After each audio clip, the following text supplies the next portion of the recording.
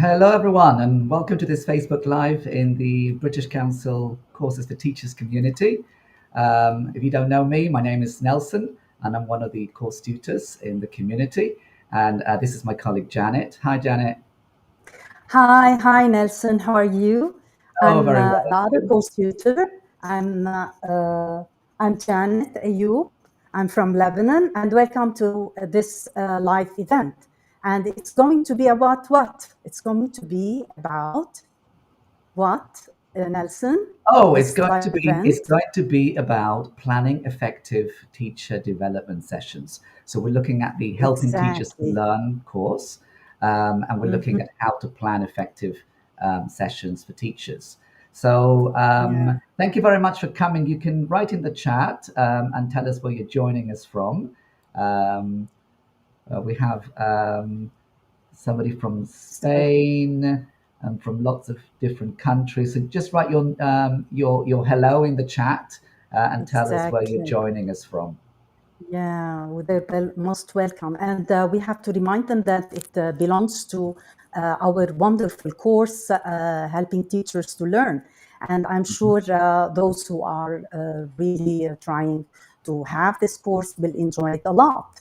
Mhm. So, what should we start with? What do you think? So Which it's interesting community question. corner. Yes. It's Mm-hmm. community corner, so we're going to take some of the questions that Mm-hmm. members posted in the community about planning Yeah. teacher development sessions. And of course, if you have got any questions that you'd like to ask us now, then you can also put them in the chat and we'll do our best to discuss Exactly. those too. Yeah. There've been lots of very interesting questions in the community, haven't there, That's Janet? right. That's right. I think That's very interesting ones. perhaps we could start with the procedures. There were lots of questions about the how, right? Mm-hmm. Mm-hmm. And what you need to include in a teacher Yeah. development session, or how do you stage a teacher development session? So, Yeah. what do you think, Janet? What are the procedures for planning, or how do you stage Yeah. your teacher development sessions? Yeah. And with respect to me, really, a strong teacher development session should start with teachers and not with the content itself. So it should include opportunities to see, try, and reflect. And it should end with a I clear think we've plan for just lost. classroom application.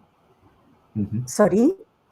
So, with respect to procedures, really, it might be, it might start, and we have a lot of ideas there by identifying the teacher's needs, find Mhm. out what teachers want or need to develop, and most importantly, set clear objectives. The SMART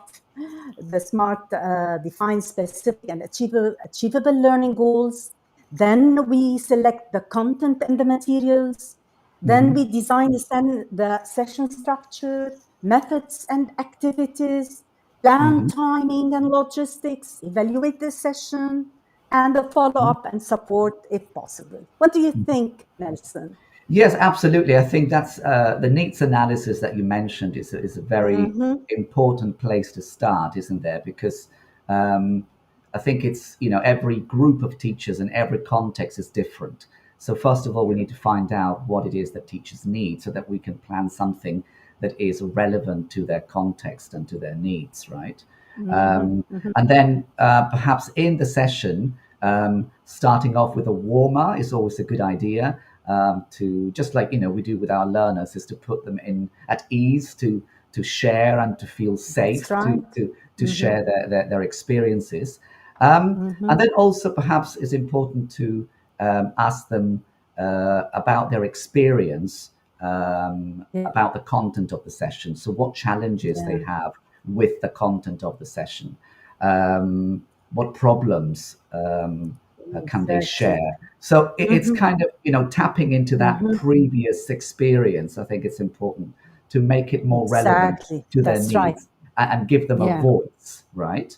And also to Yeah. explore some of those beliefs that they bring into the session, which might be perhaps very different to where we want to take them, right? So it's a kind of That's right. a diagnostic activity, if you like perhaps using a quiz or using agree and disagree Mm-hmm. or true or false Mm-hmm. statements Mm-hmm. to explore what they think about the content of the session. So all of That's these right. things are very, very important, I think, before we Yeah. share the Mhm. input, before we give input in a training Exactly. session. Yes. So I agree with you. So you're talking about the engaging stage, which is the Mm, first stage that might be for 5 to 10 minutes in order to build connection, curiosity, relevance. And in this case, as you're telling us, maybe a warm up, maybe an icebreaker question linked, as you mentioned, to the teacher's experiences. For mhm. example, what's one classroom moment you still remember? Maybe we might have a short poll, maybe an image prompt, maybe a Mhm. mini quiz. This is at the engaging step, the first. Yes. Yes. Mhm.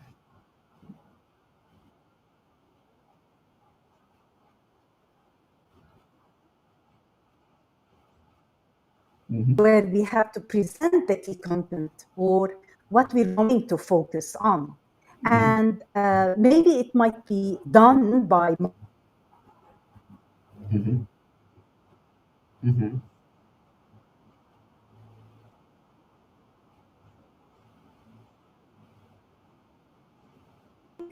or why do you think this worked? So all of these steps. This is the Mhm. second step. What do you Yes. think? Would Yes. you No, like to add another stage or another step well, with I think what you respect to mentioned about instruction? giving teachers a task when you do Mm-hmm. input is very important. So input is not a lecture, right? We need to perhaps, think, Mm-hmm. what kind of task we can give them for them Mm-hmm. to be exposed to the input. It's not enough just to tell them. Yeah, teachers Mm-hmm. need to work with the task just like learners do. So we might, for example, set up a jigsaw reading activity. Yeah, so it's nice and communicative. Or as you said, maybe a video activity where they watch maybe an extract from the classroom and then they have some Mm-hmm. questions that they could discuss in groups. So making sure that the input is communicative rather than only passively listening to the Mm-hmm. trainer. We want input to Yeah. be as teacher centered or trainee centered, if you like, Mm-hmm. as Mm-hmm. possible. Yeah, And then, that's of right. course, as you said, maybe get them to reflect after that what they're going to do with this, right? Mm, We want them mm. to take What? what Why they've do you learned think this worked? to the classroom. Exactly. Yeah. So Ah, yeah. And listen, at this stage, maybe we can move also to, it's just like supporting your idea, experimenting. So we have to let the teachers practice or adapt the idea itself. Some of the activities might be micro teaching, role playing in the class, or designing short lesson segments. yes, And maybe later they might have group discussions on how to use the technique in their own context in the classroom. So absolutely. this is a very important stage. I mean, experimenting what we want them to do in their classrooms. And Yes, then it moves as to the last stage, was reflect and plan, where we encourage here, which is mentioned a lot, encourage self-directed follow-up, where such as reflection prompts like, what would you try next week? What challenges might you yes, face? that's So right. we're So, I going, mean, we've yeah. mentioned lots of really useful things, like in the way that we stage teacher development sessions. We've mentioned a needs analysis to start off with, then exploring teachers' experience and beliefs, maybe using a quiz, maybe using Mm-hmm. agree or disagree statements. We've mentioned making input communicative. So, setting a task could be a reading or a listening task. Mm-hmm. We've mentioned giving teachers the lead, right? So they take the lead and they Yes, plan lessons exactly. together, or they discuss case studies, or make posters, brainstorming ideas, so that they are actively thinking about how they're going to implement that Mm, input in the classroom. And then we also mentioned exactly. reflection and evaluation activities. So I think that's Mm. broadly speaking, a good framework to So start off yeah, with. yeah, I agree. So to wrap up, keep sessions interactive, task-based, Mhm. and focused on one or two key learning outcomes. What do you think? That's right. That's right. Yes, Okay. I'm looking at the comments from our community members uh, Mm-hmm. about how it's important to get teachers to collaborate so that it's active learning, right? Teachers cannot be Exactly. passively listening, yeah, just No like way. learners cannot be passively listening to the teacher, right? So Mm. whatever the philosophy that we use to teach our learners has to be mirrored in the way that we train Their teachers, right? classrooms. It has to be Their consistent. classrooms. So Exactly. it's very important. Yes. Exactly. There was also a Mm-hmm. question, Janet, about if there is a framework out there or a format Mm-hmm. that we can Mm-hmm. use to stage our lesson and to think about how to stage our lesson. Ah, Are there any yeah. existing training formats out there that teacher I trainers can love, use? personally, I love the experiential learning cycle code, and I'm going to share the link in the chat later on Facebook, and it has four stages that I talked about. So we have, for example, to engage teachers. It's related to concrete experience where you engage teachers, connect new ideas to their real classroom experiences. The second stage is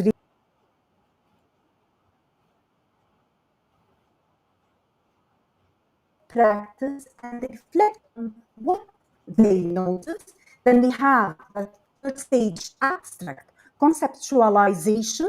They experiment, teachers test and adapt the new methods or strategies conceptually. And the last one is active experimentation, where Hmm. they reflect and plan. And this is what we tried together to talk about in the structure. So also we have maybe, if you this is related to the experiential learning cycle for call. Also we have the PDP framework where the presentation, practice, and then development. Uh-huh. What do you think? Interesting. It's well, yes, because what you were saying about active experimentation is what we were saying about giving teachers or setting an activity in our session Mm-hmm. for teachers to take the lead, right? So it could be micro teaching, it could be some kind of task based activity for them to then present to other teachers. It could be a poster making activity, it could be buzz groups. So something where they're actively involved and the trainer has to step back a little bit and monitor activity and support them rather than being at the front and leading the session, right? We need to make that as communicative as possible. Exactly. One of my favorite frameworks, Janet, is the PPP approach. It's not the PPP as in language teaching PPP. Link teaching. I'm Yeah, but sure of that. It's not. yeah, no, it's not the Yes. same. It's by Elman and Lucantoni, the personal, professional, and practical framework. Have you heard of it? Yes, yes. I Yes. read about it. Uh-huh. Yeah. It's very interesting Yeah. because I mean it defines the three kind of engagement strands for teachers in a Mm-hmm. session. The first one is the personal, which is where teachers explore what they already do and their experiences and beliefs, which is what we said about before input, right? They need to explore, Exactly. their Yeah. schemata, if you like, right? So, for example, Teaching using case experiences, studies, background knowledge. Yeah. images, Mm-hmm. metaphors, or maybe even reading lesson transcripts and then Mm-hmm. thinking about what's going on. What critical incidents are happening in this transcript, and all of that leads them to share what they believe about the content of the session. Right. So that's Yeah. the personal sphere. Personal one. And Then you've then we also had move the to professional, practice. which is where teachers are exposed to the input in a communicative way. Yeah, for example, using videos. It could be a gallery walk. Yeah, where teachers, rather than read a text sitting down, Mm. they walk around the classroom with the texts on the walls and answer Yes. questions. Yeah, so it's nice and Mm-hmm. kinesthetic. It Yes. could be a sorting and matching activity. Yes, it's Mm. nice and spatial. Yeah, they're touching things and mm. working in pairs to match concepts, for example. So that's where the input happens, right? And then we've got Yeah, the that's true. practical, which is what you said about experimentation. So it could be perhaps the trainer demonstrating activities with teachers in the role of learners, Mm-hmm. yeah, which is very, very important for them to experience in the flesh, Mm, right? mm, What the learner experiences. I think one of mm, our community members said that one of the most successful sessions that he attended was when the trainer let them feel and see things through the lens of pupils. So, mm. doing those Interesting. demonstrations, right? Okay, Yeah. now, yeah, Mm, you are the learners, and I'm going to demonstrate mm. an activity with you. That is very, very effective. It's Yeah, experiential learning, right? that's right. But it could be also lesson planning. Yeah. So what are we going to do to implement the Mm, new technique from the session in the lessons? It could be that's right. materials designing Yeah. materials, anything that is Mm-hmm. practical where the teachers are actively engaged. I think it's a Yeah. really useful framework for Excellent. training. Yes, I'm sure it is. Now, here, can we move to the third question? What do you think? How can we motivate teachers during and after sessions? Oh yes, that was also very It interesting. was a very Aspect. interesting Yeah. question, really.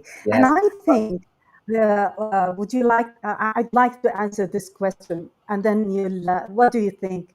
Yes, go So, ahead, Janet. I was just going to say, well, what you tell us, maybe we can have the community members also okay, say in the chat yeah.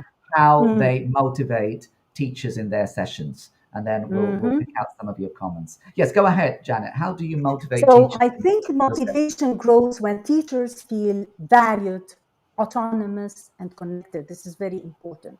So, Uh-huh. and we have to sometimes use peer recognition. And this is mentioned also by one of So the yeah, so colleagues connected in the meaning community. Peer perhaps do they recognition. feel Let's listened to? Hmm. Exactly. Let's give a thumbs up to someone who shared a new idea. This is peer recognition. Or Hmm. we might include success stories. For example, you have the names. That you write the names of all the teachers, and you ask one of the teachers to pick a name, and this teacher would like to maybe we'll ask him to tell us about a success story or maybe about a challenge. This is also one of the ways to motivate them. And in this case, we're personalizing the session itself. It is related directly to their experiences, to their classrooms. Hmm. Maybe we might also celebrate small wins publicly. Hmm. Maybe also, I believe that calling teachers by their names, it emphasizes respect, personal connection, create rapport, human, which was mentioned also by one of the colleagues in the community. What do you Yes. think, Nelson? Yes. Well, no, absolutely. Using humor is definitely very Oh, important. Nelson is out. Okay, so we think that many really, with respect to motivation, maybe it might be also related to providing post-session follow-up, maybe providing a Padlet in order to have more ideas, Mhm. maybe by having many challenges. You're back? Are you back? Yes. We're Can you all hear me, Janet? Yes, I can hear you now. Okay. You Right. all disappeared. I continue talking about Yes. motivation. No, I It's fine. agree with what you said Okay, about so maybe we humor. It's might very have a important to kind of make teachers also, feel at ease and building rapport. All of that is very okay, important at the beginning of the yeah, session, but also during the session, right? yeah, And picking out those contributions, yeah, that you said, so they feel mm, listened to. They feel that their exactly. contributions are useful to the Mm, discussion. So, writing them down, if you're doing brainstorming, writing down their ideas on the board is very motivational to see that for a okay. teacher. Um, Praising, yeah, as long as it's honest praise, yeah, it's also very appreciated. Um, Honest. and It might not be honest, huh? Well, I mean, we have to we Okay, have to be we have to balance it, right? We can't, shower them with praise when it's not, exactly. because the teachers, they're Absolutely. adults. yeah, the adults, and they will see that, that is not, perhaps timely at that moment, and they will kind of That's question. right. Yeah, so it has to be honest, it has to be timely. um, and also you mentioned about support. I think it's important to, give them some peer support in the sessions. Follow So up.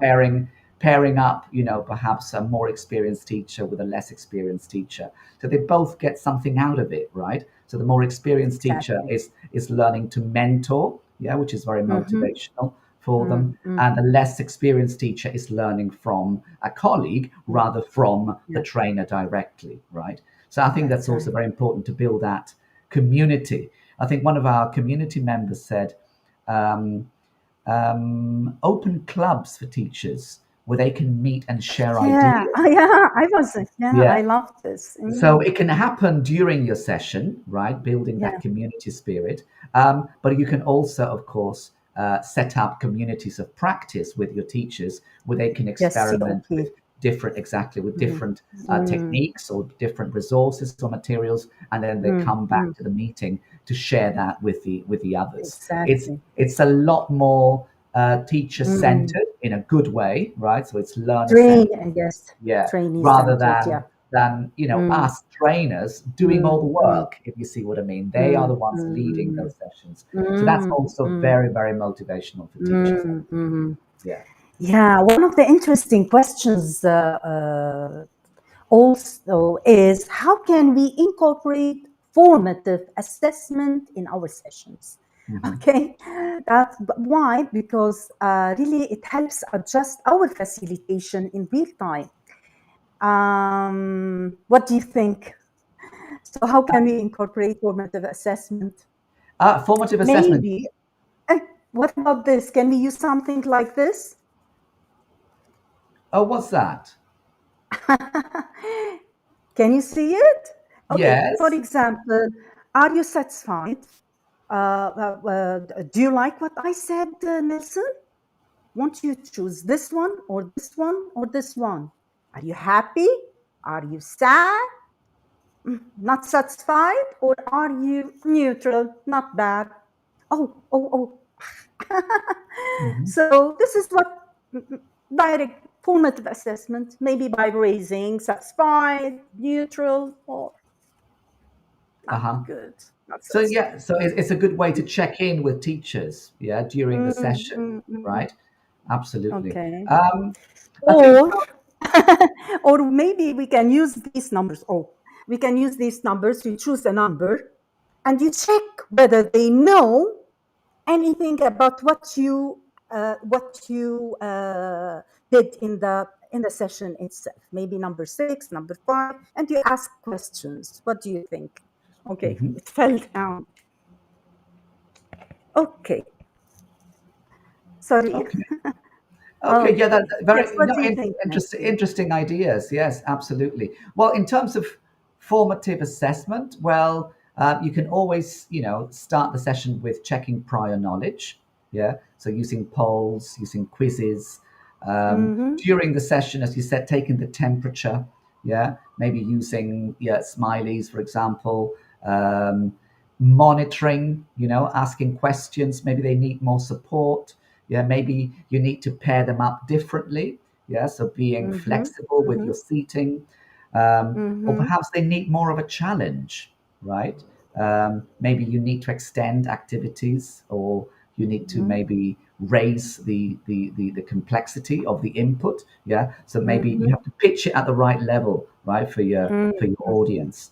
Um, That's right. Listening to group work, making notes, I think is a useful Mm-hmm. way of giving them That's right. feedback in plenary, right? So saying Mm-hmm. things like, Janet said that, or Nelson said that. Yeah. And again, that's Uh-huh. very motivational for them. Yeah. When Mm-hmm. you share some of the things they discuss in group work with the Mm-hmm. rest of the teachers. So Mm-hmm. that's very good.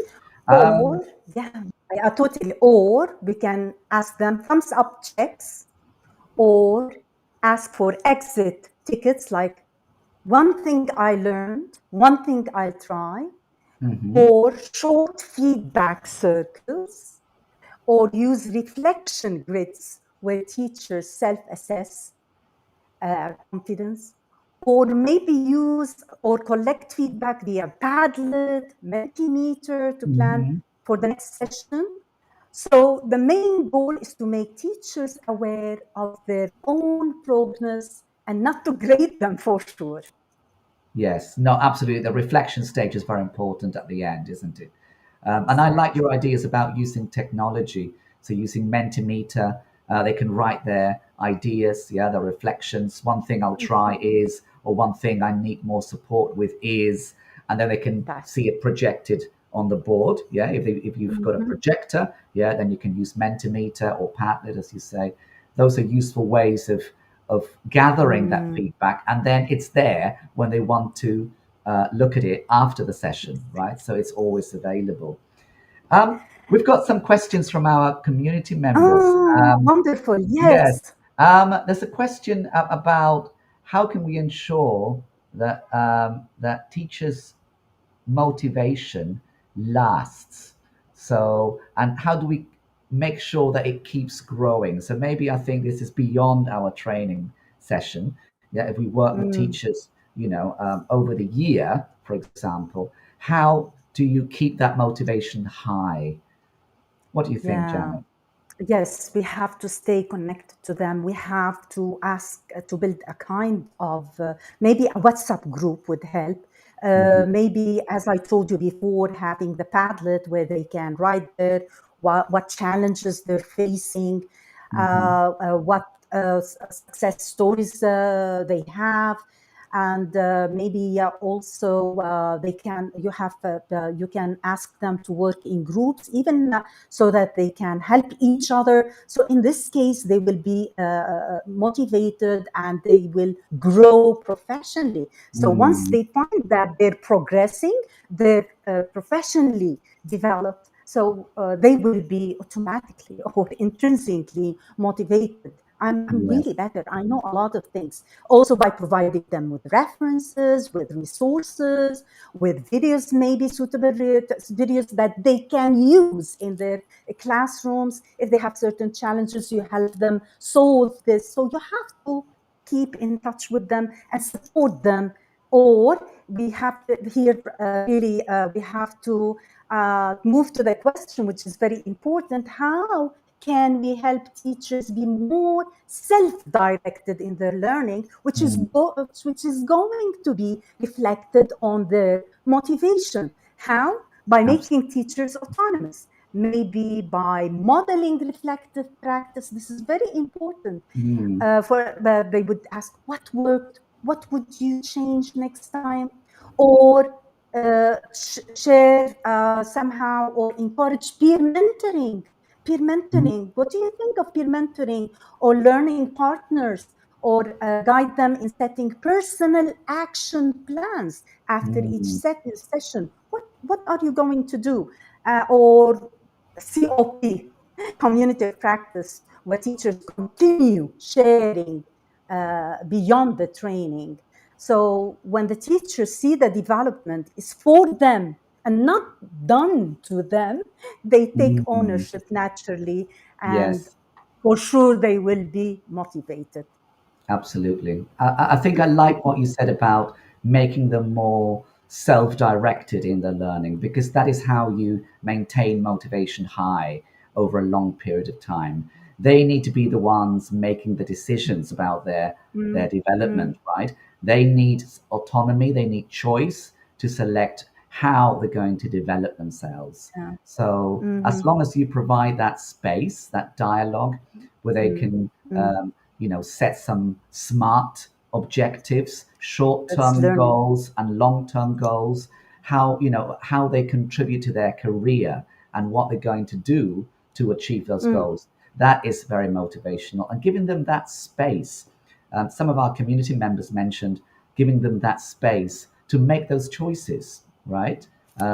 For example, as you said, peer mentoring, allow them to get mm, mm, together, mm, yeah, with somebody who perhaps is interested in the same kind of topic or technique, or mm, what they want to explore jointly, and get them to do some peer observations or maybe some unseen observations where there is no observer, but then they get together to chat about their lessons and learn from each other. So Exactly. making it as teacher led as possible, and giving them that space for them to develop, because they're adults, right, and they need that autonomy to make Mhm. decisions about their careers. Yes. Yeah, that's right. Okay, well, Yeah. time's flown by, I'm afraid, Janet. We're going to have to bid farewell. But we've talked about lots of really useful things, haven't we? We've talked about I how think to so. I stage hope so. I your hope so. development. We have, yeah, I hope how to so. Yeah. stage your development sessions with teachers. Stages, We've talked motivation, about yeah, we've talked a about formative framework. assessment Yeah, framework. that's right. You mentioned one. I mentioned codes theory, experiential learning. Yeah, that's Hmm. right. So thank you very much, everyone, for Okay, coming. thank you, I hope it and was useful. please and And please keep sharing your wonderful ideas in the community. They have wonderful ideas. Really, you have they wonderful do. ideas. Thank They do. you. Thank you very much, everyone. Bye bye. Bye. How to see more of our videos on YouTube.